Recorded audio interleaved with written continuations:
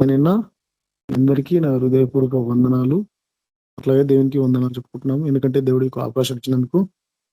ఎన్నో ఆటంకాలు వచ్చినా, ఎన్నో ఇబ్బందులు వచ్చినా మీటింగ్ స్టార్ట్ అయ్యే టైంకు అంతా యథావిధిగా నెమ్మదిగా అయిపోతుంది. మధ్యలో అంతా ఆటంకం ఎన్నో వస్తూనే ఉంటాయి, ఎన్ని ప్రాబ్లమ్స్ వస్తూ ఉంటాయి. ఆల్రెడీ ఇప్పటికి కూడా ప్రియాంకకి జ్వరమే ఉంది. అయినా మనం లాగిన్ చేస్తున్నాం, లీడింగ్ చేస్తున్నాం. అది దేవుని కృపనే. అది నిన్న నుంచి మళ్ళీ సుస్థ అయిపోయింది. ఆమె జ్వరం వచ్చింది. అయినా అన్నిటికీ దేవుడు తోడుగా ఉంది కాబట్టి మనం కొనసాగిస్తున్నాం ఈ లీడింగ్. కాబట్టి అందరికి ప్రైజ్ లార్డ్. నేను ప్రార్థన చేస్తున్నాను. మరొకసారి మీ అందరికి వందనాలు, దేవుని కూడా వందనాలు చెప్పుకుంటున్నాను. స్తోత్రం దేవా, గొప్ప దేవానికి వందనాలు చేసినాం. ఈ నామములో మేము కూడుకున్న యేసువా,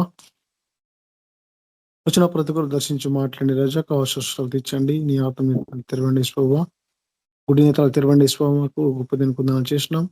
ఈ వాక్యం గ్రహించాలా, దాన్ని పట్టుకొని నడవాలని సిద్ధపరచులాగినా మీరే మాకు సాయం తెచ్చండి. ఉన్న సమస్యలపై మీరు విజయం పొందుకునేలాగా మీరే మాకు సాయం తెచ్చండి. ఇంతవరకు మాకు విజయం ఇచ్చారు యేసువా.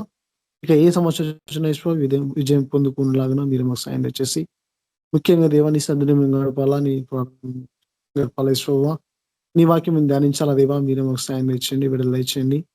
వచ్చిన ప్రతి ఒక్కరిని సేవల బలంగా వాడుకొని సిద్ధపరచుకొని వాళ్ళ జాబ్లలో, వాళ్ళ పనులలో మీరు తోడుగా ఉండండి. వాళ్ళ సేవలలో మీరు తోడుగా ఉండండి యేసువా. ఎవరైతే రాలేకపోతారు యేసువా, వాళ్ళు వచ్చేలాగా మీరు సాయం తెచ్చండి. గొప్ప దేవుని పొందలా చేసినాం. ఇక నెట్వర్క్ అంతా మీ ఆధీనంలో పెట్టుకోండి యేసువా. ఆది అంతా మీరు వాయించండి, మీరే మహిమ పొందండి యేసువా. గొప్ప దేవుని పొందలా చేసినాం. ఆ సమస్యలన్నింటిలో యేసువా మీరు పొందులాగా మీరు మాకు సాయం తెచ్చేసి, విడుదల దయచేసి ఆది అంతా మీరు వాయించమని యేసు ప్రార్థిస్తుంటండి. ఆమేన్. మన మధ్యలో దీప సిస్టర్ పాట పాడుతుంది.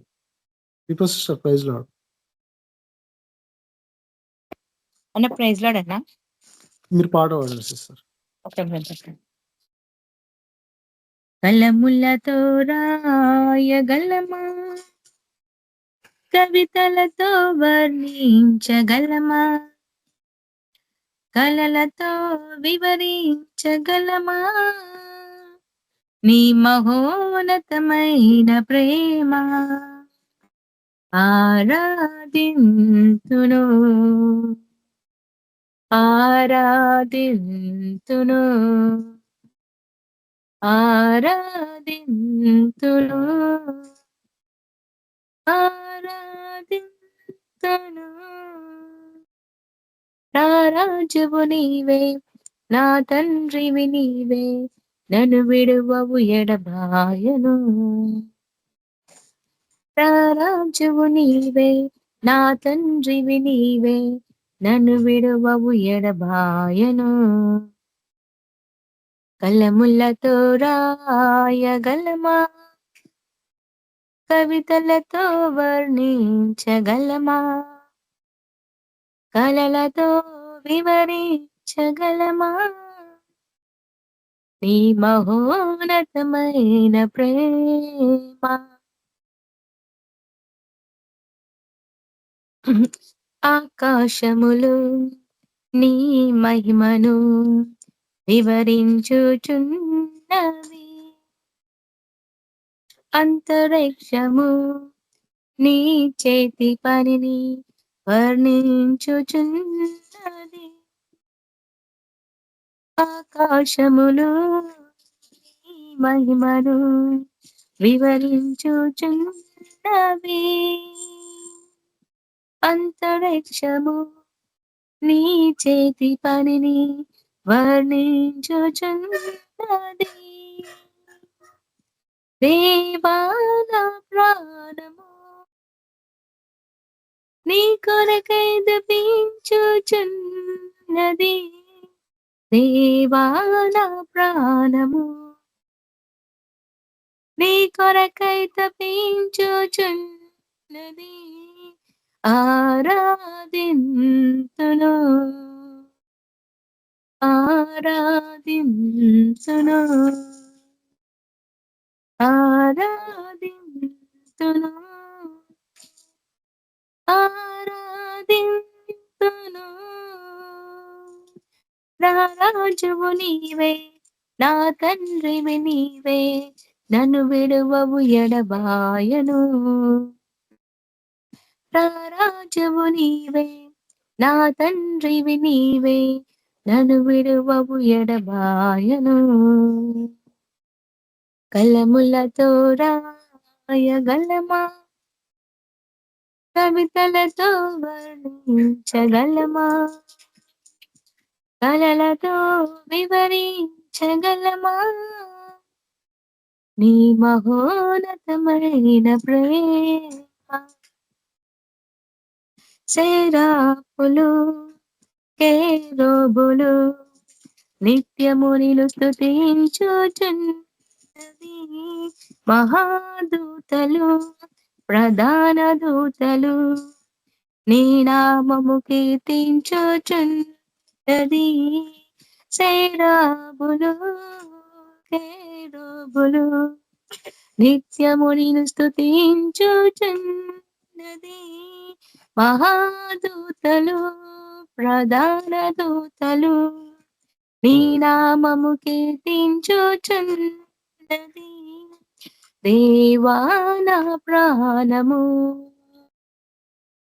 నీ కొరకై తపించుచున్నది. దేవా నా ప్రాణము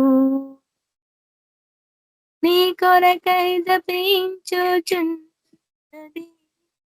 ఆరాధింతును ఆరాధింతును ఆరాధింతును ఆరాధింతును. రారాజువు నీవే, నా తండ్రివి నీవే, నన్ను విడువవు ఎడబాయను. రారాజువు నీవే, నా తండ్రివి నీవే, నిన్ను విడువను ఎడబాయను. కలములతో రాయగలమా, కవితలతో వర్ణించగలమా,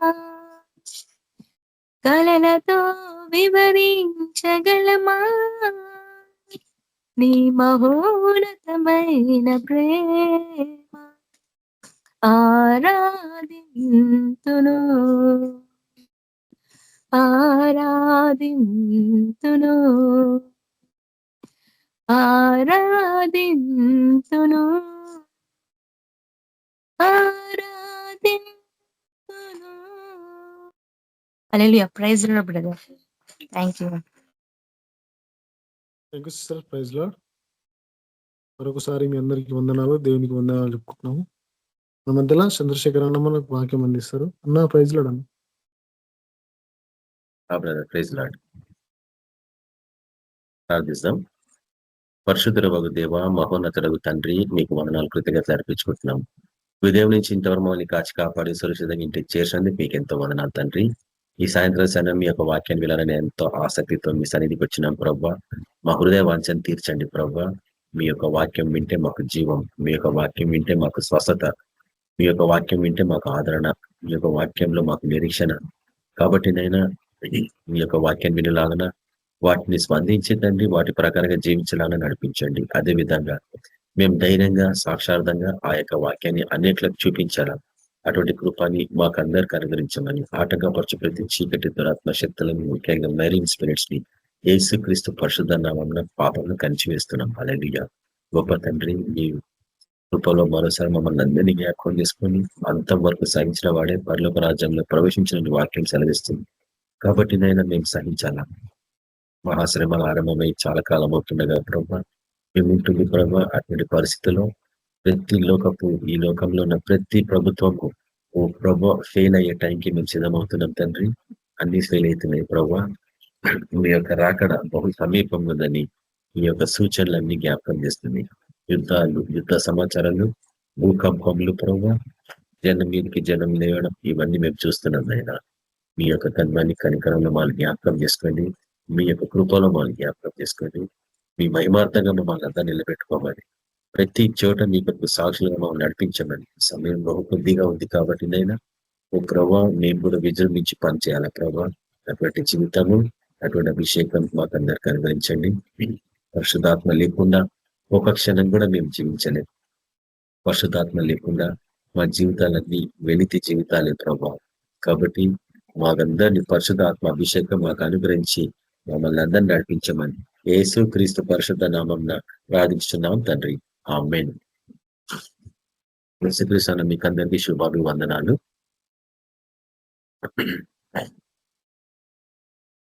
దేవుని వాక్యాన్ని ధ్యానించక ముందు ముఖ్యంగా కీ వర్స్ అంటాం కదా, అంటే ఒక తాళపు చెవి లాంటిది వాక్యము చూపించాలని ఆశపడుతున్నాను. దాని తర్వాత మనం దేవుని వాక్యాన్ని దాని విశేషంగా తీసుకెళ్దాం.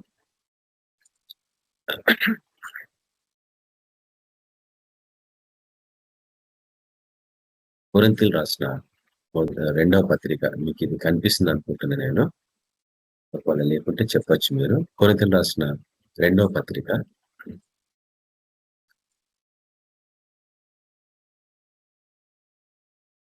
3వ అధ్యాయము. కొరింథీయులకు రాసిన 2వ పత్రిక 3వ అధ్యాయము 17వ వచనం చూడండి ఒకసారి. కొరింథీయులకు రాసిన 2వ పత్రిక 3వ అధ్యాయము 17వ వచనము చూడండి. ప్రభువే ఆత్మ, ప్రభు యొక్క ఆత్మ ఎక్కడ ఉండునో అక్కడ స్వాతంత్ర్యము ఉండును. కాబట్టి ఈ విషయాన్ని అనేక పర్యాలు నేను చూపిస్తానే ఉన్నాను. ఎందుకంటే చాలా మంది త్రిత్వపు బోధలో తర్వాత కన్ఫ్యూజ్ కావడము, దాని తర్వాత ఈ బోధ విభిన్నాలతో అని వితర్కము, వితండము ఇవన్నీ ఆరంభమైపోతున్నాయి. కానీ మనము రక్షింపబడింది మనకి ఆయననే ప్రభు అని అనేక పర్యాలు మనం ఆ యొక్క సత్యం చేత ప్రభావితం చేస్తున్నాం. కానీ ప్రభు చెప్పిన మాటలలో కొన్ని మనం బహు జాగ్రత్తగా విన్నప్పుడు ఏం జరుగుతుంది అనేది, ప్రభు ఆత్మ ఎక్కడ ఉంటే అక్కడ పరిశుద్ధ స్వాతంత్రం ఉంటుందని. కాబట్టి ఈ విషయం అర్థం చేసుకోండి. వ్యక్తిగతంగా మన జీవితాలలో ఇది కార్యం జరిగిందా అంటే స్వాతంత్రం ఉందా, నీకు స్వేచ్ఛ ఉందా, దేవుని స్థుతించలాగా, దేవుని గణపరచలాగా ప్రతి దశలో నీ వ్యక్తిగత జీవితంలో, నీ కుటుంబపరమైన జీవితంలో, సమస్యల నుంచి కొట్టుమిట్టాడుతున్న వారికి స్వాతంత్రం, చీకట్లో ఉన్న వారికి స్వాతంత్రం, బంధకాలు ఉన్న వారికి స్వాతంత్రం, రోగాలతో బాధపడుతున్న వాళ్ళకి స్వాతంత్రం. ఇవన్నీ ఎట్లా సాధ్యము అంటే ప్రభు ఆత్మ ఉంటేనే. అది ఎక్కడ ఉండాలా చెప్పండి? ప్రభువే ఆత్మ ఉంటుంది కదా, అంటే యేసు ప్రభువే ఆత్మ అని ఈ వాక్యం హెచ్చరిస్తుంది మనకి. అందుకే మనం గతంలో చూసాము, యోహాను సువార్తికుడు ఒక విషయాన్ని మనం జ్ఞాపకం చేస్తున్నాడు. ఏంటంటే మన ప్రభు ఈ లోకంలో నుండి వెళ్ళిపోక ముందు ఒక విషయాన్ని హెచ్చరిస్తా ఉన్నాడు. అది ఏంటి అంటే, నేను ఇక్కడ నుంచి వెళ్ళిపోవడమే మంచిది, వెళ్ళిపోకపోతే వేరే ఒక ఆదరణకర్త మీ దగ్గరికి రాడు. అంటే మీకు మేలు, నేను ఇక్కడ నుంచి వెళ్ళిపోతేనే మేలు, మీకు మేలు కలగాలంటే నేను వెళ్ళిపోవాలి పరలోకానికి. నేను వెళ్ళిపోతే వేరే ఒక ఆత్మని మీ కొరకు పంపిస్తా అంటాడు. ముందేమంటాడు? తండ్రిని వేడుకుంటా అంటాడు. దాని తర్వాత నేనే పంపిస్తా అంటాడు. అంటే తండ్రి, కుమార, పరిశుద్ధాత్మ ఒక్కరే అని మనకు తెలుసు. ఇవి పాత్రలు అని కూడా మనకు తెలుసు. పాత నిబంధన కాలంలో తండ్రి అని సంబోధించినారు. ఎందుకు అంటే ఐగుప్తు బంధకాల నుంచి పిల్లల్ని విడిపించుకొని ఆయన ఎత్తుకొని తీసుకొచ్చిండని వాక్యం. కాబట్టి తండ్రిలాగా చేయబట్టుకొని నడిపించింది. అదే విధంగా తన కుమారుని ఈ లోకంలోకి ఎందుకు పంపించడో మీకు అందరు తెలుసు. రక్త ప్రోక్షణ లేనిదే పాపక్షమాపణ కలగదు.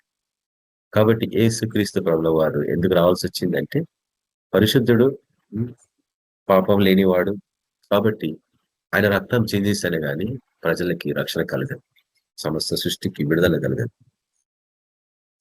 కాబట్టి యేసు ప్రభు తన కార్యాన్ని ఈ లోకంలో నిర్వర్తించుకొని ముగించుకొని వెళ్ళిపోయాడు.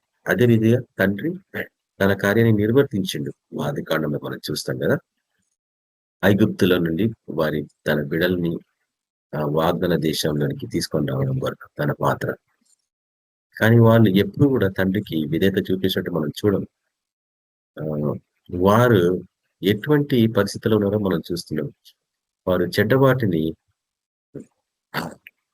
ఆశించడం వలన సంహారపు చేత సంహరించబడినని మనకు తెలుసు. అలాగనే మీరు వారి వలె ఉండొద్దు అని పౌలు కొరింథీయుల రాసిన పత్రికలో మనకి హెచ్చరించాడు. మొదటి పత్రిక 11వ అధ్యాయంలో 10వ అధ్యాయంలో సారీ. కాబట్టి ఆ చెడ్డవాటిని ఆశించద్దు. ఈ లోకాతీతమైన జీవితం నుంచి విడుదల పొందాలా, వ్యామోహాల నుంచి విడుదల పొందాలా అంటే మీకు పరిశుద్ధాత్మ అవసరము. ఎందుకంటే యేసు ప్రభువే ఆత్మ అని ఇక్కడ వాక్యం చెప్పబడుతుంది. పరిశుద్ధాత్మ లేకపోతే నీకు స్వాతంత్రం ఉండదు. నీ హృదయంలో ఎప్పుడు అలజడి ఉంటది, అయోమయ స్థితి ఉంటది. రేపు ఏం జరగబోతుందో నీకు తెలియదు. రేపు నీ పరిస్థితి ఎట్లుంటాయో నీకు అనుమానం. నా భవిష్యత్తు ఏమవుతుందో అన్న అనుమానం. వాటన్నిటి నుంచి నువ్వు విడుదల పొందాలంటే మొట్టమొదటిసారిగా నువ్వు రక్షింపబడి బాప్సం పొందినాక పరిశుద్ధాత్మ కొరకు కనిపెట్టుకోమని చెప్పిండు కదా ప్రభు. అడుగు ప్రతి వారికి ఉచితంగా ఇచ్చేదను ఆత్మని అన్నాడు. అంటే యేసు ప్రభు నీలో రావాలా అంటే పరిశుద్ధాత్మ రూపంగా తప్ప వేరే మార్గం లేదు.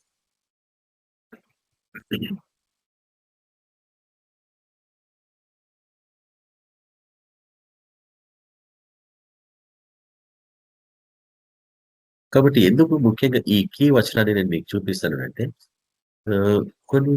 కొన్ని గుంపులలో వీటిని తృణీకరిస్తూ ఉంటారు. ఒక క్రైస్తవ గుంపు ఉంది, పరిశుధాత్మ లేదు అనే గుంపు. దాని సాఫ్ట్వేర్ నాకు బాగా పరిచయం. కానీ నాకు ఎప్పుడు కూడా అవకాశం దొరకాలి అతనితో ఈ విషయాలు సంభాషించడానికి. ఒకవేళ దేవుని చిత్తం అయితే ఏదో ఒక రోజు వీటన్నిటిని నేను వాళ్ళకి చూపించి మాట్లాడి ప్రయత్నిస్తూ ఉంటాను. పరిశుద్ధాత్ముడు లేడు అని ఒక పుస్తకం రాసిండు ఆయన. అది కూడా పాపమే కదా.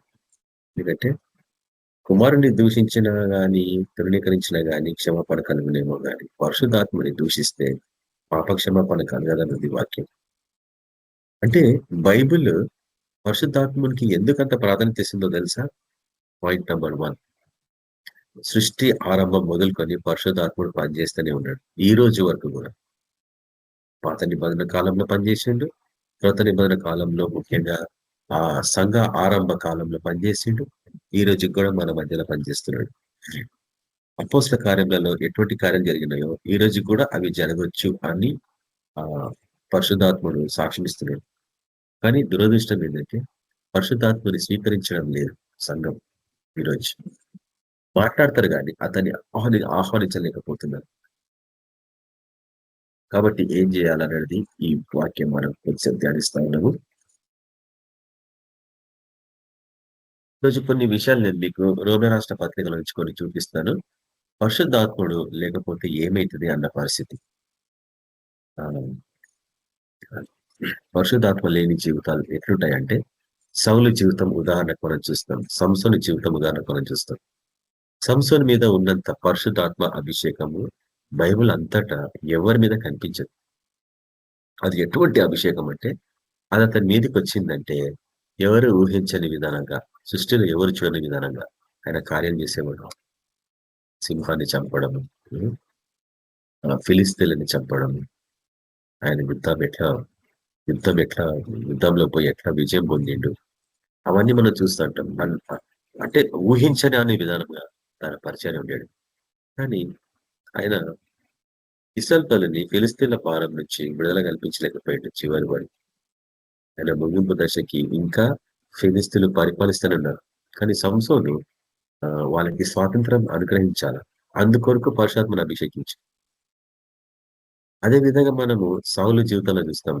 మొట్టమొదటి రాజు ఇస్రాయల్ దేశం మీద అతని మీద అభిషేకము ఏ రీతి ఉండే అనేది మనం చూసినప్పుడు ఉదయం నుంచి సాయంత్రం వరకు పరిశుద్ధాత్మ అభిషేకం అతని మీద ఉండేను అనుంది బైబిల్లో వాక్యం.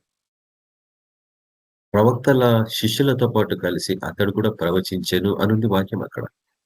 అంటే పరిశుద్ధాత్మ అభిషేకం లేకుంటే ప్రవచన వరం రాదన్న విషయాన్ని మాత్రం మరోసారి హెచ్చరించబడుతుంది. బైబిల్ అంతటా ఈ విషయాన్ని మనం చూస్తాం. దేవుడు తన బిడ్డల్ని వాడుకోవాలంటే పరిచర్య కొరకు పరిశుద్ధాత్మ అభిషేకం అనుగ్రహిస్తూ ఉంటాడు. ఎందుకంటే పరిశుద్ధాత్మ లేకుండా మనం ఎట్టి పరిస్థితుల్లో ఏ పని మనం చేయలేము. చూడండి, ఇక్కడ రోమ రాష్ట్ర పత్రిక 8వ అధ్యాయము ముఖ్యంగా 5వ వచనం. శరీరానుసారులు శరీర విషయముల మీద మనసువంతులు, ఆత్మానుసారులు, ఆత్మ విషయమైన విషయముల మీద మనసుంతులు, శరీరానుసారమైన మనసు మరణం. చూడండి, ఇవన్నీ మనకు తెలిసినయే, కొత్తగా చెప్పబడుతున్నాయి ఏం కావు. కానీ ఎంత మటుకు వీటిని స్వీకరించినాం. వాక్యం చెప్పినంత మాత్రాన సరిపోదు కదా. ఎన్నో పాటలు కూడా పాడుతూ ఉంటాం. కానీ వాటిని హృదయానుసారంగా పాడుతున్నామా, దాన్ని స్వీకరిస్తున్నామా, దాని ప్రకారంగా జీవిస్తున్నామా? శరీరానుసారమైన మనసు మరణం అన్నప్పుడు మనకు తెలుసు. పరిశుధాత్మ లేకుంటే నీ జీవితం ఎట్లుంటది అనేది అక్కడ హెచ్చరించి ఇలాగా చెప్పబడింది. 6వ వచనం చూడండి. ఆత్మానుసారమైన మనసు జీవమును సమాధానమునై ఉన్నది. 2 విషయాలు అక్కడ. పరిశుద్ధాత్మ నడిపింపు నీకుంటే, ఆత్మానుసారమైన మనసు కలిగి ఉంటే నీకు జీవము, సమాధానం 2 ఉంటాయన్న విషయం జ్ఞాపకం చేస్తున్నాడు. ఈరోజు చెప్పండి, సమాధానం ఉన్నదా మనుషుల్లో అంటే? లేదు. ఎందుకు లేదు? సంఘాలలో సమాధానం ఉన్నట్టు ఎక్కడ కనిపిస్తుంది చెప్పండి? లెక్క కట్టొచ్చు కదా.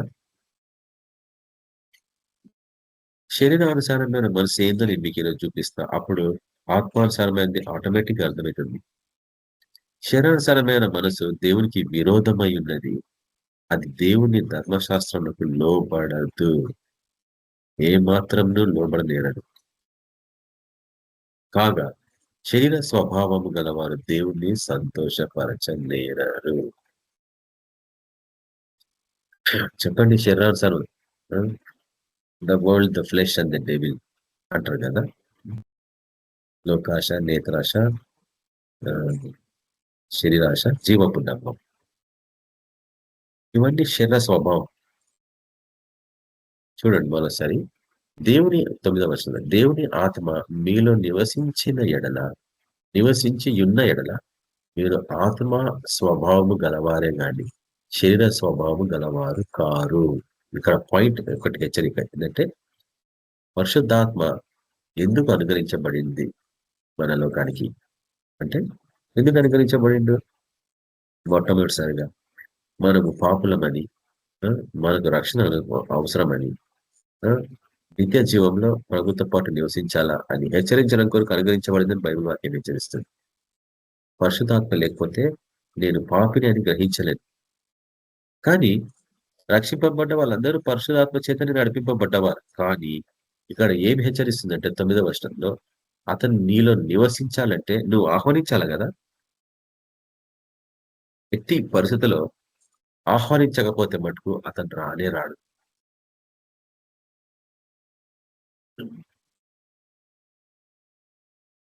ఎట్టి పరిస్థితుల్లో అతను రానే రాడు. నువ్వు ఎంత గంభీరంగా పాటలు పాడినా, ఎంత గంభీరంగా ఆరాధించినా, ఆహ్వానించకపోతే మటుకు అతను రానే రాడు. నీకు నడిపింపు ఉంటది, పరిశుధాత్మ నడిపింపు ఉంటది. కానీ నీలో నివసించాడు. నీలో నివసించాలంటే నువ్వు ఎంత పరిశుద్ధంగా ఉండాలా, నీ నోటిని అదుపులో పెట్టుకోవాలా, నీ మాటతో, నీ హృదయంలో, నీ తలంపులలో దుష్టాత్మలకి చోటు ఇవ్వకుండా ఎంతో పరిశుద్ధంగా, ఎంతో నిష్ఠతో, శుద్ధ హృదయంతో జీవించగలిగి అతన్ని ఆహ్వానించాల. పరిశుద్ధంగా ఉన్నంత మాత్రం ఆయన రాడు. ఆహ్వానించకపోతే ఎవరు రాడు, ముఖ్యంగా పరిశుద్ధాత్ముడు. కాబట్టి ప్రభువే ఆత్మ, దేవుని ఆత్మ మీలో నివసించినలా మీరు ఆత్మ స్వభావం గలవారే కానీ శరీర స్వభావం గలవారు కాదు. తర్వాత చూడండి, నీలో పరిశుధాత్మ నివసించకపోతే నీ పరిస్థితి ఏందని చెప్తుంది అక్కడ. చూడండి, ఎవడైనాను క్రీస్తు ఆత్మ లేని వాడైతే వాడు కాడు. కొంచెం కఠినమే కదా. పుట్టగా చదివేస్తే ఏమంత ఎఫెక్ట్ అనిపిస్తుంది కదా. దాన్ని విశదీకరించడం అనుకోండి, మనుషులు నొచ్చుకుంటాయి. కానీ నొచ్చుకోవాలని బైబిల్ చెప్తుంది. మనసును, నీ హృదయాన్ని మండాలా అని చెప్తుంది వాక్యం. కోపగించుకుంటే ఎవరికి లాభం? తృణీకరిస్తే ఎవరికి లాభం? ఎవరికి లాభం ఉండదు. చెప్పేవాడికి లాభం ఉండదు, తృణీకరించేవాడికి కూడా లాభం ఉండదు. కనీసం చెప్పేవాడికి నష్టమైతుండదు, కానీ తృణీకరించేవాడికి అయితే బహుగా నష్టం. ఎందుకంటే ఆహ్వానించకపోతే ఎందుకు నీ దగ్గరకు వస్తాడు అతను? ప్రభు కూడా అంతే కదా. స్వేచ్ఛనిచ్చాడు, జబర్దస్తి లేదు, బలవంతం లేదు. నువ్వు అతన్ని ఆహ్వానిస్తేనే నీ హృదయంలోకి వస్తాడు, లేకపోతే రాడు. పరిశుద్ధాత్ముడు కూడా అంతే.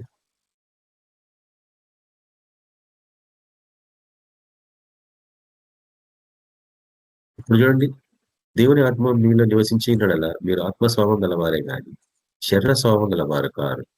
ఎవడైనను క్రీస్తు ఆత్మ. ఇప్పుడు చూడండి, అంటే పరిశుధాత్మ ఎవరు ఆత్మ? యేసుప్రభు ఆత్మ.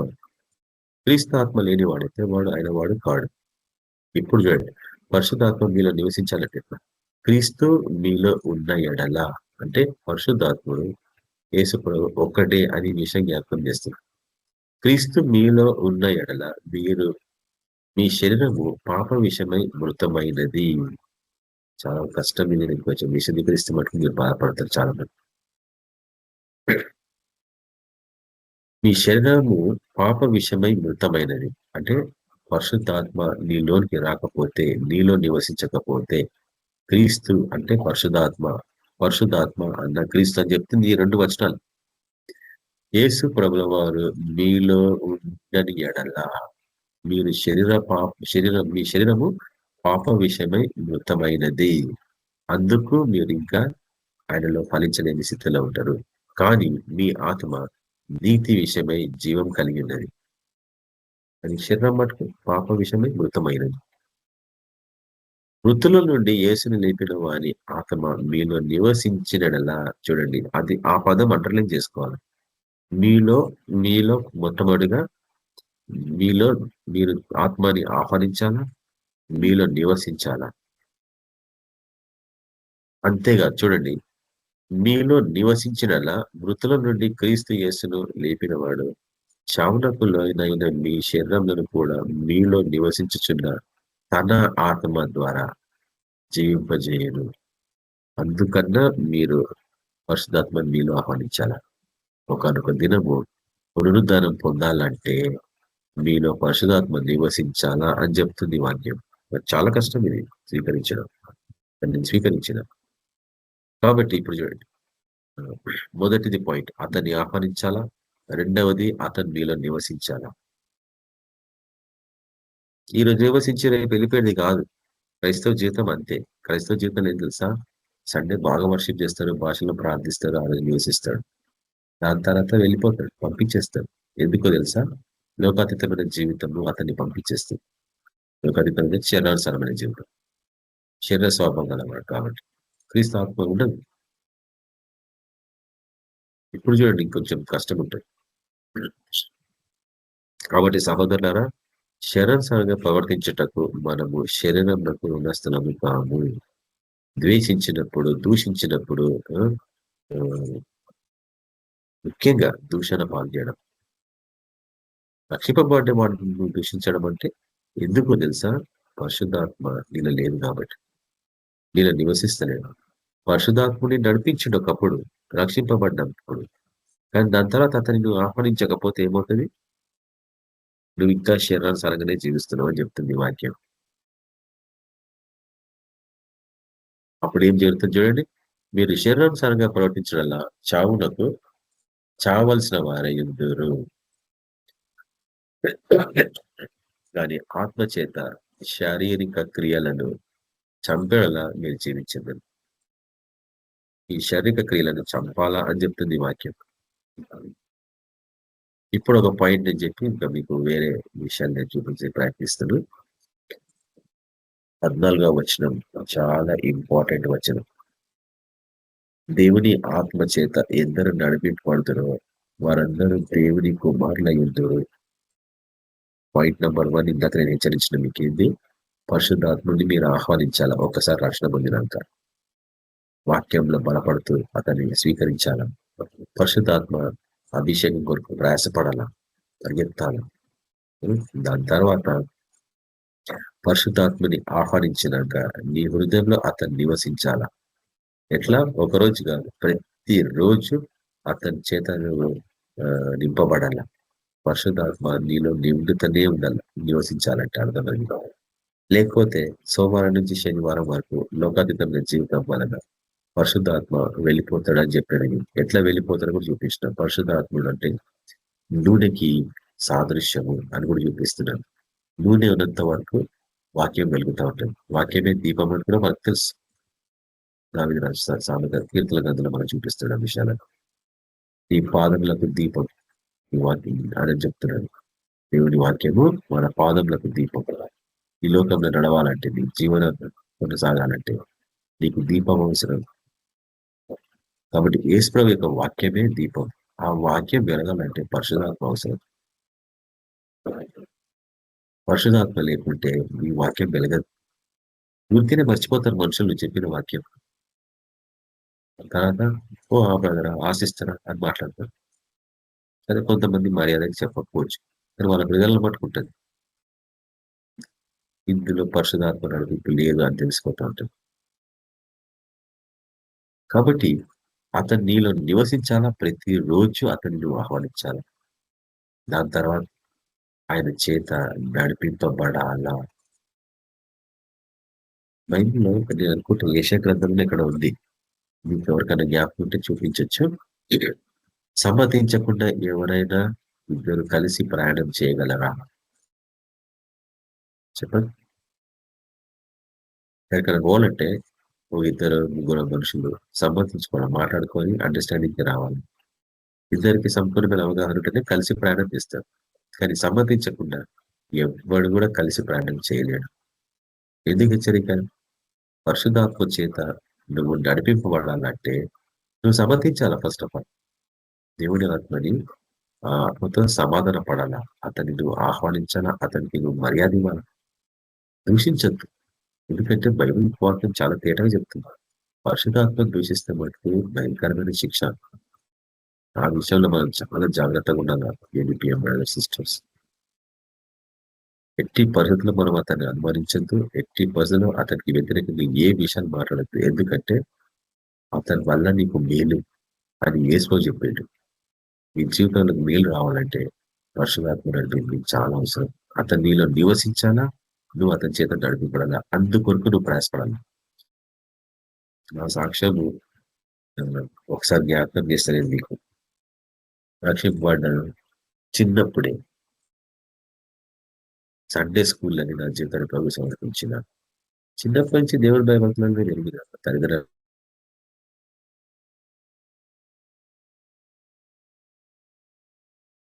పరిశుద్ధాత్మ అభిషేకం అన్న విషయాన్ని మేము వినలేదు, మాకు తెలియదు, ఎవరు చెప్పలేదు కూడా. కానీ 92లో పరిశుద్ధాత్మ అభిషేకం ఎంత ఇంపార్టెంట్ అనేది నేను తెలుసుకున్నాను. దాని తర్వాత పరిశుద్ధాత్మ పొందుకోవాలంటే తెలియదు. టీచింగ్స్ లేవు చర్చలో, చెప్పరు ఎట్లా పొందుకోవాలో. బైబిల్లో చదువుతుంటే ఆ కాలంలో అంతగా అర్థం కాకపోయింది. ఎందుకంటే పరిశుధాత్మ అభిషేకం లేకపోతే బైబిల్ వాక్యాలు అర్థం కావు, కనెక్టివిటీస్ ఉండవు. ఎందుకంటే అది బైబిల్ వాక్యం ఒక పజిల్ లాగా ఉంటుంది, ఒక సీరియల్ బుక్ లాగా ఉండదు. ఇక్కడ ఒక వాక్యం, అక్కడ ఒక వాక్యం, ఇక్కడ ఒక వాక్యం, అక్కడ ఒక వాక్యం, ఇట్లనే ఉంటుంది బైబిల్లో చెప్పబడింది. Line by line, preset by preset అని ఉంటుంది ఇంగ్లీష్. ఒక లైన్ తర్వాత ఒక లైన్, ఇంకో తర్వాత ఇంకొక ప్రీసెట్, ఇంకో ప్రీసెట్, ఇంకొక విషయం, ఇంకొక విషయం, అవన్నీ కలిస్తేనే వాటిని మనం అర్థం చేసుకోగలం. ఒక పజిల్ లాగా, ఒక కొలాజ్ లాగా ఉంటుంది అన్నట్టు వాక్యం. ఇప్పుడు ఇద్దరు మనం చూస్తున్నాం. అతన్ని ఆహ్వానించాలా, అతను నీలో నివసించాలా, అతని చేత నడిపింపడాలా. అంటే ఇది నీ ఇష్టం వచ్చినట్టు నడవద్దు. అన్న యేషయా 1:19 అన్న. ఏషయాలు బ్రదర్ 1:18 19 చదువు బ్రదర్. మీరు సమ్మతించి నా మాట వినని ఎడల మీరు భూమి యొక్క మంచి పదార్థములను భుజించెదరు. ఉంటుంది బ్రదర్. అది కాకుండా మీరు సమ్మతింప తిరగబడిన ఎడల నిశ్చయముగా మీరు ఖడ్గం పాలగుదురని యెహోవా ఇలాగ సమ్మతించకపోతే. ఆ, అది కాకుండా ఇంకోటి ఉంది, కలిసి ప్రయాణం చేయాలంటే సమ్మతించాలి కదా అని. సమ్మతించకుండా ఇద్దరు కలిసి ప్రయాణం చేయగలరా అని ఉంటుంది వాక్యం. నేను అనుకుంటా బహుశా అది యెషయా గ్రంథంలోనే ఉండాలి. కాబట్టి పరిశుద్ధాత్మతో సమ్మతించకుండా మనం నడవలేం. సువార్త పరిచయంలో భయం వస్తుంది. ఎందుకు భయపడతాం తెలుసా? వాక్యం చెప్పాలంటే ఎక్కడి నుంచి ఉపద్రవం వస్తుందో తెలియదు వాళ్ళకి. నేనైతే అదే చెప్తుంటాను, పరిశుద్ధాత్మతో సంభాషిస్తాను. ఎందుకంటే పరిశుద్ధాత్మని వేసినామని తెలిసి ఈరోజు చూపించాను వాక్యం. 2 కొరింథీయులకు రాసిన పత్రిక 3వ అధ్యాయంలో మనం చూస్తున్నాం. ప్రవ్వే ఆత్మ కాబట్టి అతనితో సంభాషించకుండా నువ్వు పోలేవు అని యేసు ప్రభు ఇప్పుడు ఆత్మరూపముడు మన మధ్యలో. అతన్ని నువ్వు ఆహ్వానించాలా, అతని చేత నింపబడాలా, ప్రతిరోజు నీ హృదయంలో నివసించాలైనా, దాని తర్వాత ఆయన చేత నడిపించబడాలా. పరిశుద్ధాత్మ సంబోధిస్తున్నప్పుడు పరిశుధాత్మనే సంబోధిస్తాడు.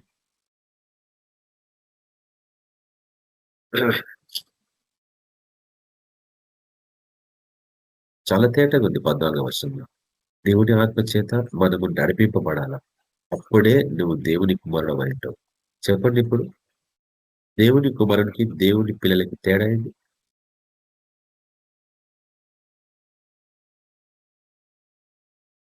రక్షింపబడ్డ వాళ్ళందరూ ఫస్ట్ టైం దేవుని పిల్లలే.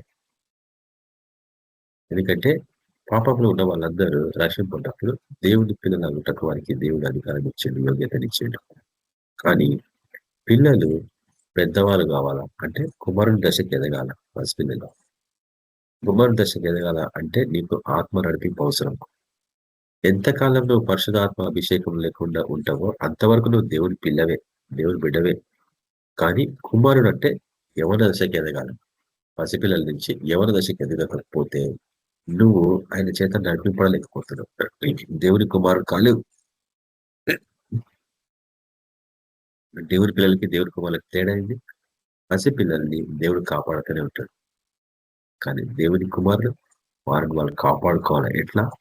దుష్టుడి నుంచి, దుష్టుడికి వ్యతిరేకంగా నిలబడి. కుమారులు యుద్ధానికి సహాయపడగలం. అందుకే ఇదే అధ్యాయం మనం చూస్తున్నాం.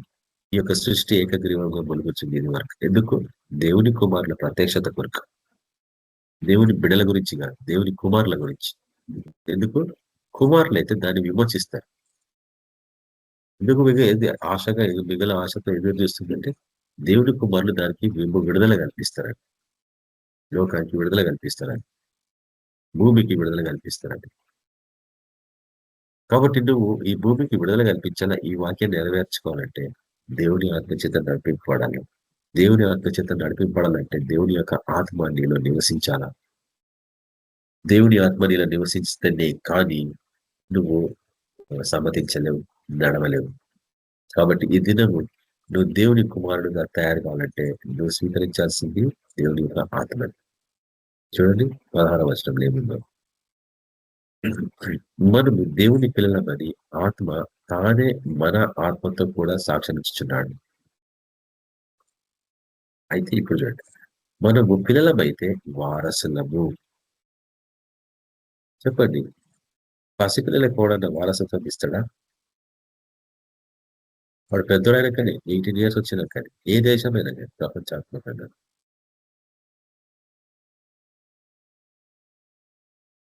నువ్వు పెద్దవాడు అలాంటి వయసు వచ్చినా కానీ నీకు వారసత్వం అనుగ్రహించబడుతుంది. పిల్లలు కుమారులు కాకపోతే వాళ్ళకి వారసత్వం రాలేదు. అనగా దేవుని వారసులము. క్రీస్తు కూడా మహిమ పొందుటకు ఆయనతో శ్రమపడిన క్రీస్తు తోడి వారసులం. చెప్పండి, పసిపిల్లలాగానే ఉంటారు ఈ దశలో. క్రీస్తు తోడి వారసులు యుద్ధాలు ఎదుర్కోవాలా, శ్రమలను ఎదుర్కోవాలా, కష్టాలను ఎదుర్కోవాలా. పసిపిల్లలు ఎదుర్కోగలరా?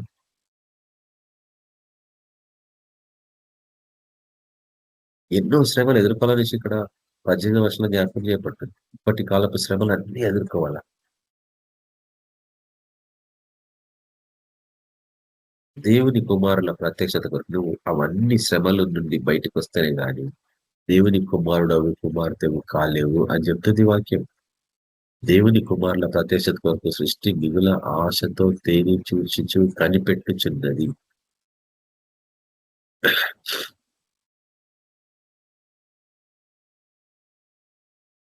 కాబట్టి ఈ వాక్యాన్ని గ్రహించినప్పుడు చూడండి సరే, గల్తీ రాష్ట్ర పత్రికలో మనం చూస్తున్నాము. గల్తీ రాష్ట్ర పత్రిక 5వ అధ్యాయము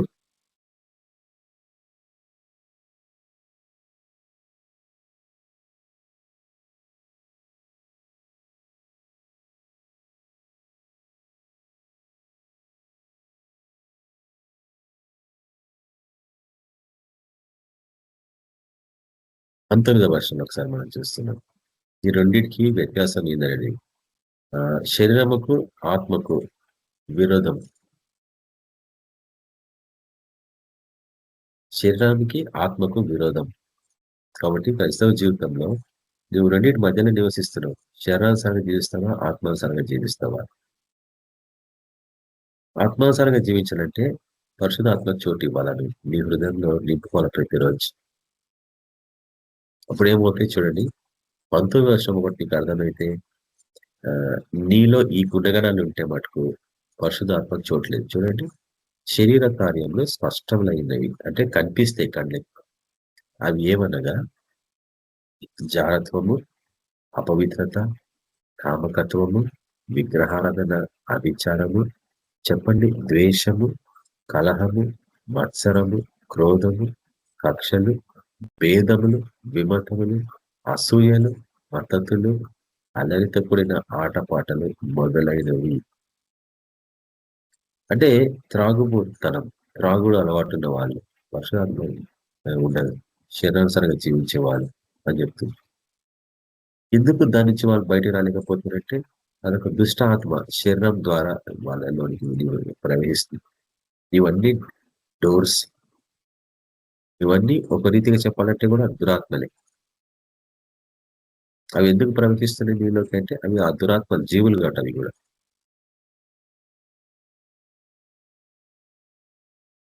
చూడండి, నేను మునుపు చెప్పిన ప్రకారము ఇట్టి వాటిని చేయువారు రక్షింపబడి కూడా ఇట్టి వాటిని చేయువారు దేవుని రాజ్యంలో స్వతంత్రించుకొని నేరని మీతో స్పష్టంగా చెబుతున్నాను. మరి ఎప్పుడు స్వతంత్రించుకుంటాం? పరిశుద్ధాత్మ వచ్చినప్పుడే నీకు స్వాతంత్రం. అంటే దేవుని రాజ్యాన్ని నువ్వు సంపాదించుకోవాలంటే నీకు పరిశుద్ధాత్మ నడిపింపు అవసరం. పరిశుద్ధాత్ముడు నీలో నివసించాలా. నేను అదే చెప్తున్నా, 92 నుంచి నేను పరిశుద్ధాత్మ అభిషేకం వరకు ఎక్కడెక్కడో పరిగెత్తేవాడిని. పబ్లిక్ మీటింగ్స్ ఎక్కడ హైదరాబాద్ లో జరిగితే అవన్నీ అటెండ్ అయ్యేవాడిని. అంటే అట్లా పోతే దొరుకుతుందేమో అని. ఎక్కడెక్కడో వాళ్ళు పిలిస్తే వీళ్ళు పిలిస్తే వాళ్ళు ఇక్కడ పోతే అక్కడ పోతే అని చెప్తే అన్ని సలహాలు విని పరిగెత్తేవాడిని. ఆ రోజులలో బ్రదర్ ఏసన్న గారు అప్పుడే స్టార్ట్ చేశారు తన పరిచర్య. ఫస్ట్ టైం 92లో ఎస్పీజీ చర్చిలో ఆయన ఫస్ట్ పబ్లిక్ మీటింగ్ పెట్టిండు. ఆడవే కూర్చున్నది, పాటలు పాటలు పాటలు పాడుతూనే ఉన్నారు. బాగా పాటలు పాడుతూ ఉన్నారు. అంతా పాటలతో నడుస్తాను. చివరికి చిన్నగా వాక్యం చెప్పి క్లోజ్ చేసి, అదే రీతిగా బ్రదర్ దినకరణ్ గారు కానీ, టిఎల్ ఆస్మాన్ గారు కానీ, మోరిస్ చెరువులో ఇట్లా ఎంతో మంది వచ్చేవాళ్ళు హైదరాబాద్కి. హైదరాబాద్కు ఉన్న స్పెషాలిటీ అది. ఈ దేశంలో ఏ సిటీకైనా కానీ గొప్ప దైవజనులు పోకపోయినొచ్చు కానీ గొప్ప గొప్ప దైవజనులందరూ హైదరాబాద్కి వచ్చారు. నేను అందరినీ లెక్క కట్టిన లిస్ట్ తయారు చేసుకున్నా. అంటే దేవుని దృష్టి ఈ సిటీ మీద ఉంటాడంటే కదా, ఎందుకు మనం ముందుగానే పంపించిందంటే, హెచ్చరించిందంటే ఈ సిటీ పట్ల ఆయనకున్న ప్రేమ. మనం తక్కిన సిటీస్ మీద అది జరగలేదు. దైవజనులు తక్కిన సిటీస్కి పోయినట్టు ఎక్కువ. ఈవెన్ బెంగళూరు మన సిటీ కంటే చాలా పెద్ద సిటీ. బెంగళూరు కూడా ఎక్కువ మంది పోలేదు సేవకులు. కానీ హైదరాబాద్కి మటుకు చాలా మంది గొప్ప గొప్ప దైవజనులు వచ్చారు. టిఎల్ ఆస్మాన్ 2 సార్లు వచ్చాడు. మోరిస్ సెరెల్లో అయితే 1-2 సార్లు వచ్చాడు. గొప్ప దేవుడు వేదిక వచ్చాడు. ఇక గొప్ప గొప్ప వ్యక్తులు లేదు, జ్ఞాపకంకి వస్తాయి నా పేర్లు. కానీ ఇక్కడ పోయి కూర్చుంటే ఆశ ఇట్లా పొందుకోలేము, అట్లా పొందుకోలేము. ఎంతో కనిపెట్టి చివరికి ఇంట్లోనే నేను పొందుకోలేదు. పరిశుధాత్మ కాళ్ళని తీసి పండుకోవడం, అప్పుడు పరుషాత్మ దిగి రావడం, మోకాళ్ళ మీద ఎగరడం గాడిలోకి. ఒకేసారి పరిశుద్ధాత్మతో పాటు భాషల వరం కూడా నాకు అనుగ్రహించబడిన రోజు. డిసెంబర్లో బ్యాప్టిజం తీసుకున్న 92. నేను అనుకుంటా బహుశా డిసెంబర్, జనవరి అంతే. అన్ని కాలం జరిగిపోయినాయి ఆసక్తి. అప్పటి నుంచి నాలో ఉన్న పిరికితనం పోయింది, భయం పోయింది. ఈ రోజు వరకు నాకు అది మళ్ళీ లేదు. అటువంటి పిరికితనం ధైర్యంగా వెళ్ళిపోతాను. అసలు మరీ పిరికివాడి నేను. ఎంత పిరికివాడంటే భయంతో ఇట్లా వణికిపోయేవాడు నేను.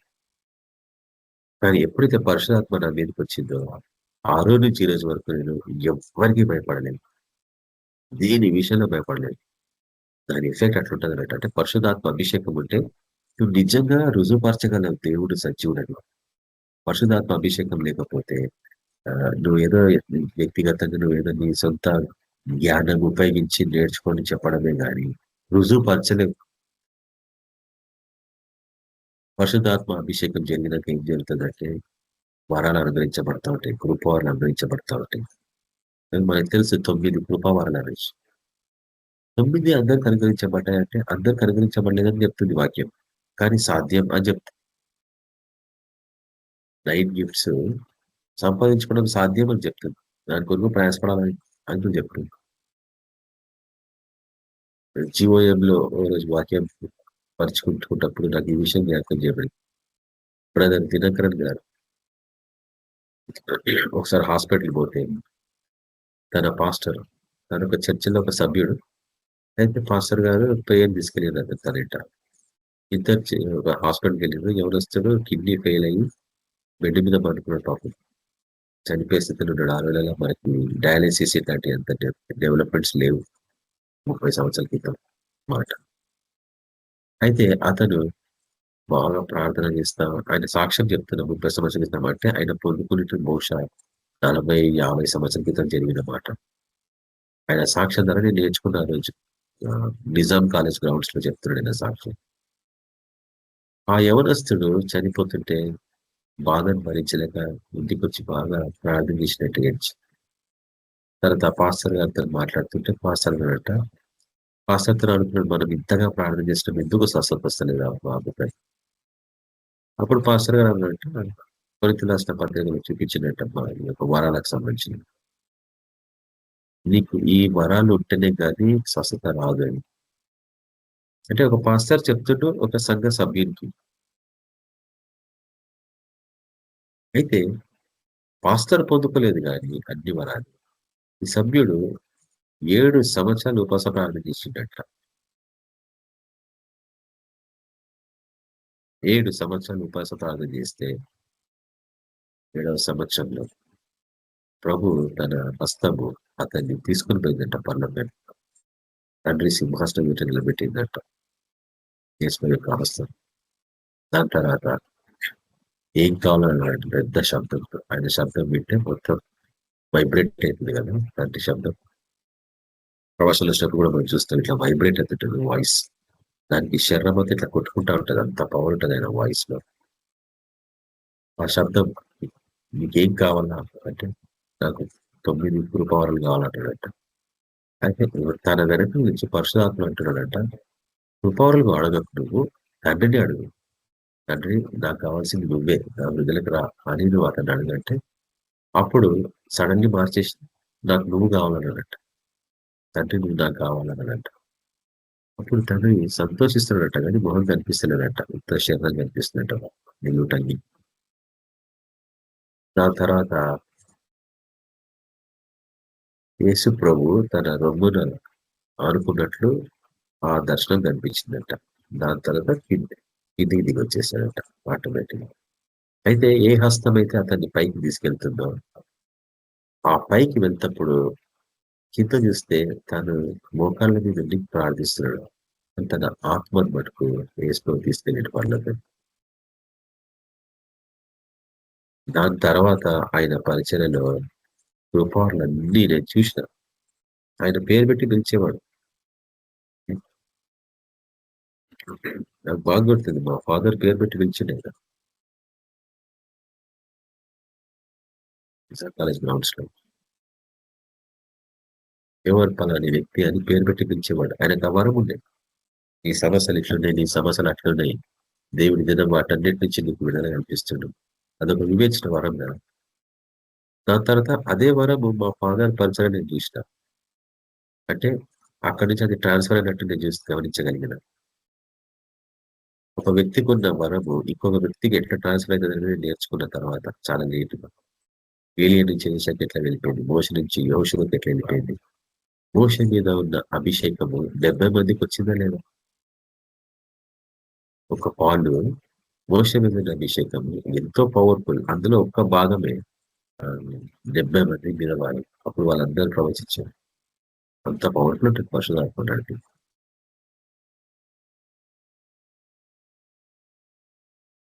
కాబట్టి పరిశుద్ధాత్మ లేకపోతే నీకు ఇటువంటి గుణగణాలు ఉంటాయి. శరీర కార్యాలు. ఇందులో ఏమున్నా గాని దేవుని రాజ్యాన్ని నువ్వు స్వతంత్రించుకున్నదే అనమాట. కాబట్టి నువ్వేం చేయాలా? ఆయన ఆత్మ చేత నడిపింపు పొందాలా. ముఖ్యంగా చూడండి, నిజంగా ఆయన ఆత్మ చేత నింపబడి నడిపింపబడితే నీలో కొన్ని గుణగణాలు కనిపిస్తా ఉంటాయి. అదే 22వ వచనంలో మనం చూస్తున్నాం చూడండి. అయితే ఆత్మ ఫలము అని కానీ ఫలములు అనలేదు. ఆత్మ ఫలము, the fruit of the spirit అని ఉంది ఇంగ్లీష్ లో. ఆత్మ ఫలము అనగా ప్రేమ. చెప్పండి, మనం చూపిస్తామా ప్రేమ ఇతరుల పట్ల? సంతోషము, ప్రభునందు సమాధానం, ప్రతి ఒక్కరితో దీర్ఘశాంతం, దయాళుత్వము, మంచితనము, విశ్వాసము, సాత్వికము, ఆశా నిగ్రహము. ఇవన్నీ గుణగణాలు ఉంటే ఖచ్చితంగా పరిశుధాత్మ నీలో ఉన్నట్టే, నీలో నివసిస్తున్నట్లే. ఇందులో ఏ క్వాలిటీ లేకుండా నీలో సంపూర్ణంగా పరిశుధాత్మ లేడని చెప్తాను నేను. కొంచెం కష్టమే. సరే, నువ్వు ప్రేమ కనిపించవచ్చు, కానీ నీలో కపటం ఉండొచ్చు. బయటిగా చూపిస్తున్న ప్రేమ, కానీ నీలో కపటం ఉండొచ్చు. వ్యతిరేకంగా ఒక మనిషితో మాట్లాడి అతనితో సమాధానంగా కనిపించవచ్చు, అది కపటమే కదా. ఆ వ్యక్తి వెనకాల వ్యతిరేకంగా మాట్లాడి ఆ వ్యక్తి కనిపించినప్పుడు ఎంతో సమాధాన పడినట్టుంటే అది కపటమే కదా, అంటే మోసం అన్నట్టే కదా.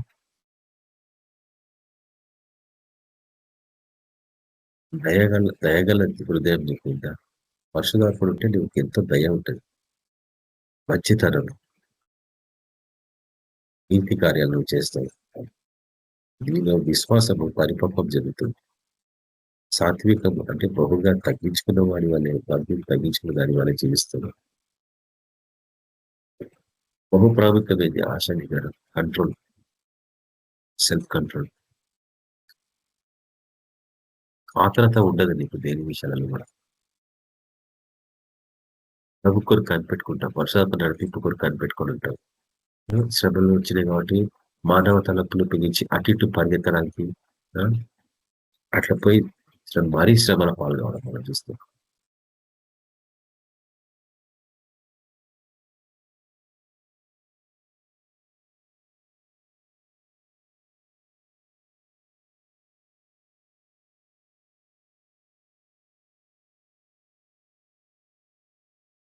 కాబట్టి క్లుప్తంగా నేను ఇంకా ముగించే దశకి వచ్చేసింది వాక్యము.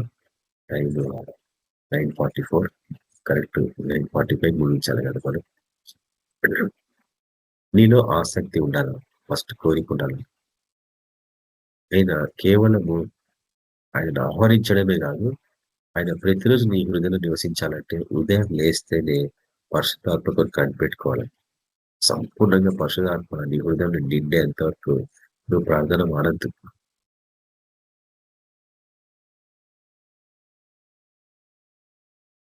ఎందుకంటే చివరి దేవుడి యొక్క ఏమంటాము మర్మంలో ఇది బహు ప్రాముఖ్యమైన మర్మం, పరిశుధాత్మ అభిషేకం. దాన్ని ధృవీకరిస్తున్నాం మనం. కాబట్టి ఇప్పుడు క్లుప్తంగా ఎట్లా మనం పరిశుధాత్మ పొందుకోవాలో 2-3 పాయింట్స్ చూపించేసి నేను వాక్యాన్ని ముగించేస్తాను.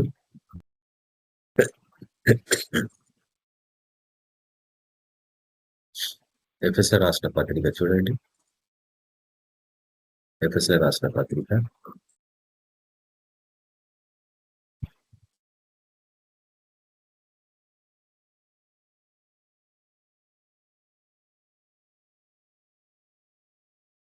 5వ అధ్యాయం.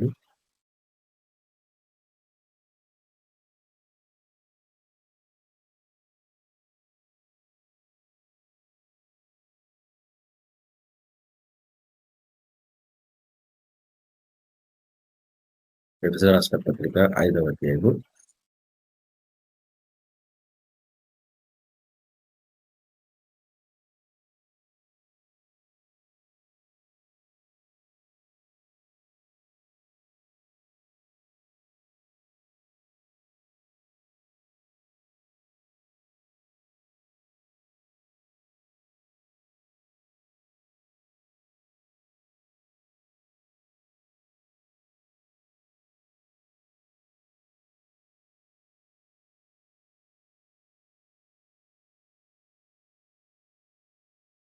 చిన్న వచనం చూడండి. మరియు చూడండి దానికి ముందు చదివితే ఇందు నిమిత్తం అంటే అజ్ఞానము సంబంధించిన విషయాలు కూడా మాట్లాడుతున్నాం.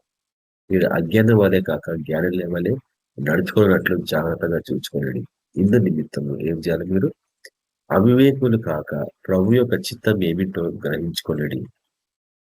ప్రభు చిత్తం ఎప్పటికీ నీకు బయలుపరచబడదు వర్షాత్మ లేకపోతే. మరియు మద్యంతో మత్తులై ఉండకూడదు, దానిలో దుర్వ్యాపారం కలదు. అయితే ఆత్మ పూర్ణులై ఉండుడి. ఫుల్ అంటాం, ఫుల్నెస్ ఆఫ్ హోలీ స్పిరిట్ అనేది ఇక్కడ ఒక్క స్థలంలోనే ఉంది బైబిల్ అంతటా, ఎక్కడ లేదు. అంటే సంసోన్లో ఎటువంటి పరిశుద్ధాత్మ అభిషేకం ఉండేనో అటువంటి అభిషేకము మీరు కూడా పొంది ఉండాలా అని చెప్తుంది. అయితే ఆత్మ పూర్ణులై ఉండుడి. సంపూర్ణమైన పరిశుద్ధాత్మ అభిషేకం మనమందరం పొందుకోవాలి, నేను కూడా పొందుకోవాలా. అందుకని నేను ప్రతిరోజు ప్రయాసపడతాను. ఎంత కష్టం ఉన్నా కానీ కనీసం ఒక గంట సేపు సమయం పెడతాను పరిశుద్ధాత్మ అభిషేకం పొందుకోవడం కొరకు. తెలుసు నాకు ఆ టైమింగ్ అర్థమైపోతుంటది. అతను దిగొస్తున్నాడు, ఆ టైమింగ్ నేను గమనిస్తూ ఉంటాను. దిగొచ్చినప్పుడు శరణం కొట్టుకుంటా ఉంటుంది. ఇంకా మొత్తం నీరసం అయిపోతుంది, బాడీ అంతా వీక్ అయిపోతుంది సంపూర్ణంగా దిగొచ్చినప్పుడు. పెద్దగా అరవాలనిపిస్తుంది కానీ అరవలేదు, గర్జించాలనిపిస్తుంది కానీ చేయలేదు, పెద్ద పెద్ద కేకలు వెళ్ళనిపిస్తుంది కానీ వెళ్ళలేదు. ఆత్మ పూర్లు ఉన్నప్పుడు పరిస్థితి అట్లుంటుంది. మన జీవితాలలో ఈ విషయాన్ని మనం జ్ఞాపకం చేసుకోవాలా. ఆత్మ పూర్ణులై ఉండి అని హెచ్చరించింది వాక్యం కాబట్టి మన మీద నుంచి తీర్మానించుకోవాలి. ఏదప్పుడు రక్షింపబడ్డప్పుడు 6 నెలల పొందుకున్నాం బ్రదర్ అన్న చెప్పడం వీల్లేదు. ఈ రోజు పొందుకున్నావా? ఉదయం అతను ఆహ్వానించాలా, అతను నీలో నివసించాలా, అతని చేత నువ్వు నడిపింపడాలా. అటువంటి జీవితం ప్రభు మీకు అందరికి అనుగ్రహించాలనేసి ప్రార్థిస్తాను. కళ్ళు మూసుకోండి. పరిశుద్ధుడగు తండ్రి, సర్వోన్నతుడగు మా దేవ, నీకే వందనాలు కృతజ్ఞతలు అర్పించుకుంటున్నాం. ఆయన మీ యొక్క పరిశుద్ధాత్మ మాకు అనుగ్రహించమని ప్రార్థిస్తున్నాం. వారిలో తండ్రి సహోదరులను సిస్టర్స్ తండ్రి ఎవరికైతే పరిశుద్ధాత్మ అభిషేకం ఇంకా జరగలేదో వాళ్ళు సంపూర్ణంగా సమర్పించుకొని పరిశుద్ధంగా జీవిస్తూ ప్రయాసపడలాగన ప్రార్థించలాగన మిమ్మల్ని ఆహ్వానించలాగా నడిపించమని ప్రార్థిస్తున్నాం. పరిశుద్ధాత్మ దేవ, మా బ్రదర్ సిస్టర్స్ అందరినీ అభిషేకించండి. నూతనంగా సంపూర్ణంగా వాళ్ళలో మీరు నివసించలాగా సహాయపడమని ప్రార్థిస్తున్నాం. వారందరూ స్వీకరించి మీ కొరకు జీవించాలా, అటువంటి జీవితం అనుగ్రహించమని ప్రార్థిస్తున్నాం. మీ చేత నడిపింపబడాలా. ఇప్పుడే మేము దేవుని బిడ్డలా కాగలం, దేవుని కుమారులకు కాగలం. అటువంటి బిడ్డలుగా కుమారులుగా మమ్మల్ని అందరినీ తయారు చేయమని ప్రార్థిస్తున్నాం. 9 కృపావరులు మా పరిచయంలో కనిపించేటటువంటి సహాయపడమని ప్రార్థిస్తున్నాం. అవి మేము విశేషంగా మీ మహిమార్థంగా వాడాలా ప్రభావ. అటువంటి అభిషేకం దయచేసి మీరు ముందుగానే మాకు వాగ్దానం ఇస్తారు. విశేషమైన పరిచర్య కొరకు మిమ్మల్ని అందరినీ ఏర్పరచుకున్నాం. ఒక దిక్కు లోకపు మర్యాద గతించుచున్నది, చీకటి ప్రపంచంలో విస్తరించుచున్నది, కానీ మేము లేసి తేజరిలాగా. అవును ప్రభావ, అటువంటి జీవితం మాకు అందరికి అనుగ్రహించమని ఈ సాయంత్రం సైనా ప్రార్థిస్తున్నాం. నిర్లక్ష్యమైన జీవితం ఉంటే మమ్మల్ని క్షమించండి తండ్రి. ఎందుకంటే నిర్లక్ష్యత పాపము అని వాక్యం ఉంది ప్రభావ, నెపములు పాపము అని వాక్యం ఉంది ప్రభావ. ఆ రీతిగా మేము ఎన్నో విషయాలు చెప్పుకోబడుతున్నాం పాపంలో. కనికరించండి, క్షమించండి. పరశురాత్మలు ఎన్నిసార్లు దూషించిన మమ్మల్ని క్షమించదైనా కనికరించి తండ్రి. ఒక మీరు ఎంతో తండ్రి దయగలవారు, ప్రతి ఒక్కరికి క్షమించే గొప్ప దేవుడు. మమ్మల్ని క్షమించి మాలో మిమ్మల్ని ఆహ్వానిస్తుంది. మీరు నిండు మనసుతో హృదయానుసారంగా మేము సంపూర్ణంగా మిమ్మల్ని కనపరచలాగా, మీ చేత నడిపింపడంగా సహాయపడమని ప్రార్థిస్తున్నాం. వింటున్న వారి జీవితంలో విశేషమైన అద్భుత కాలం జరిగించండి. మీ కొరకు ప్రతి చోట సాక్షులను పెట్టుకున్నాం. యేసుక్రీస్తు పరిశుద్ధ కనిష్టాలు తండ్రి. అందరికీ ప్రైజ్లాటుకు ప్రయత్నం. మన ప్రభువైన యేసుక్రీస్తు యొక్క కృప, మన ప్రభువైన యేసుక్రీస్తు యొక్క కృప, సమాధానం నడిపింపు మనందరికీ సదాకాలం తోడైనను గాక. ఆమేన్. Praise Lord. అందరికీ ప్రైజ్ లార్డ్. ప్రైజ్ లార్డ్ అక్క, ప్రైజ్ లార్డ్ బ్రదర్స్ అందరికి. వాయిస్ బ్రేక్ ఇట్లా